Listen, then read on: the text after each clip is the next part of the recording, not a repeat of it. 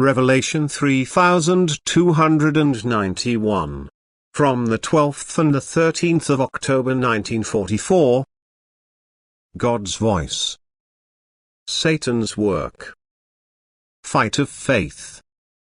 A little while longer and your thinking will be forcibly directed upwards, you who are only entangled in earthly matter and don't want to detach yourselves from it. But you will have to do it, for God Himself will take everything from you in order to direct your mind towards Himself.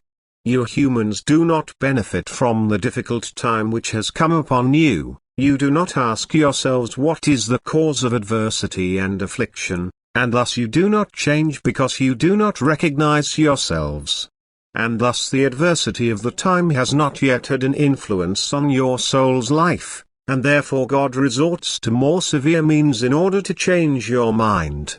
He takes away everything your heart is attached to, both people and possessions. And this in no time at all. And thus He shows Himself in a way which seemingly lacks divine love.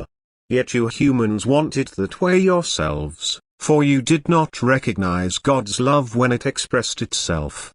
You did not accept His word, which is God's emanation of love, and in your blindness you did not recognize that God Himself confronted you in His word.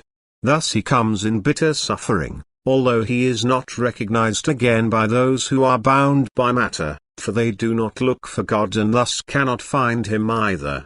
He reveals Himself again, yet in the most painful way.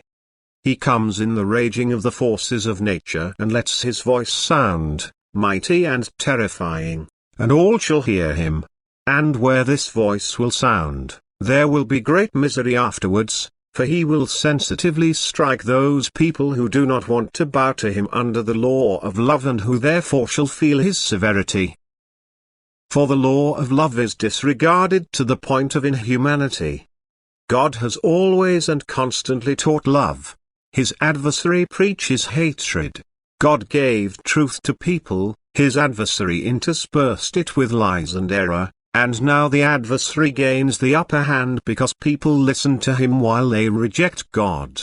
They disregard love, they no longer strive for truth, and all their actions and thoughts are influenced by God's adversary, so that the human being is no longer receptive for the truth from God. And yet He reveals Himself to them so that they shall recognize Him. For His working will be so obvious that a higher power would have to be recognized in it. But now questions and doubts arise about the existence of God, who Himself destroys what He has created.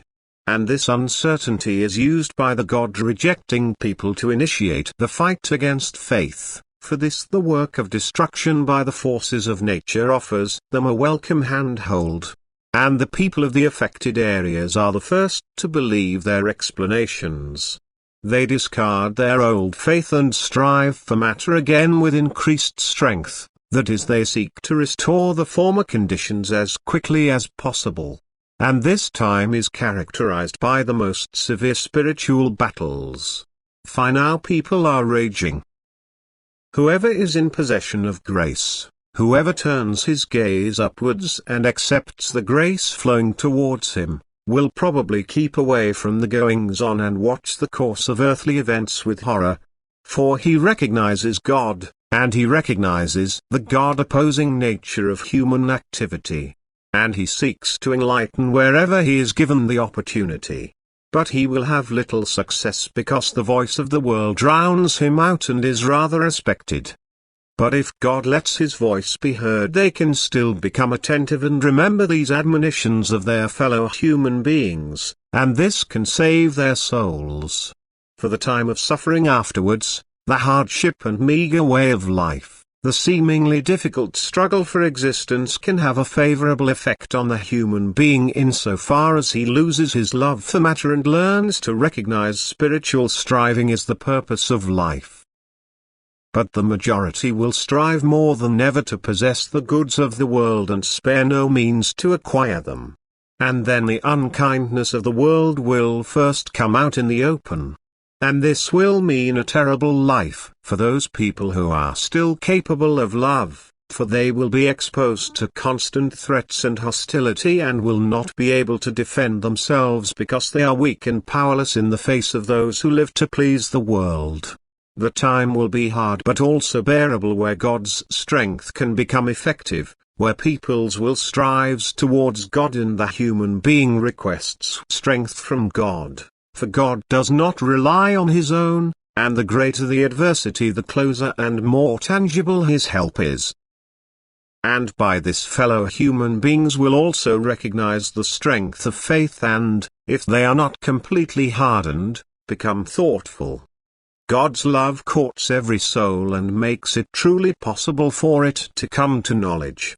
But since the human being has to decide in free will, he can only be affected in the form of suffering as soon as he does not listen to the gentle admonitions and warnings.